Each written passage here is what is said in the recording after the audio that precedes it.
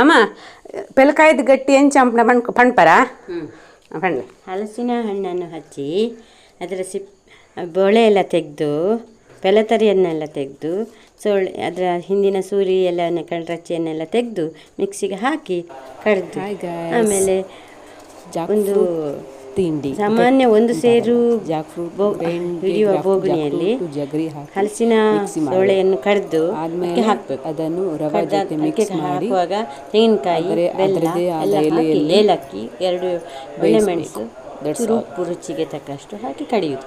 ಕಡ್ದಾದ್ಮೇಲೆ ರವೆ, ಸ್ಪೆಷಲ್ ರವೆ ಉಂಟಲ್ಲ, ಅದನ್ನು ಬೆರೆಸಿ ಸರಿ ಉದ್ದು ಹಿಟ್ಟಿನ ಹದಕ್ಕೆ ಸರಿ ಕಲಿಸ್ಬೇಕು. ಕಲಸಿ ಆದಮೇಲೆ ನಮ್ಮ ತೇಗದ ಎಲೆಯಲ್ಲಿ ಕಟ್ಟಿ ಬೇಯಲಿಕ್ಕೆ ಇಡೋದು. ನಾವು ಗೊಬ್ಬರ ಗ್ಯಾಸಲ್ಲಿ ಆದರೆ ಅರ್ಧ ಗಂಟೆ ಸಾಕು, ಗೊಬ್ಬರ ಗ್ಯಾಸಲ್ಲಿ ಆದರೆ 3/4 ಗಂಟೆ ಬೇಕು. ಬೆಂದ ನಂತರ ತುಪ್ಪ, ಜೇನುತುಪ್ಪ ಹಾಕಿ ತಿಂದರೆ ರುಚಿಯಾಗಿರುತ್ತೆ. Thank you.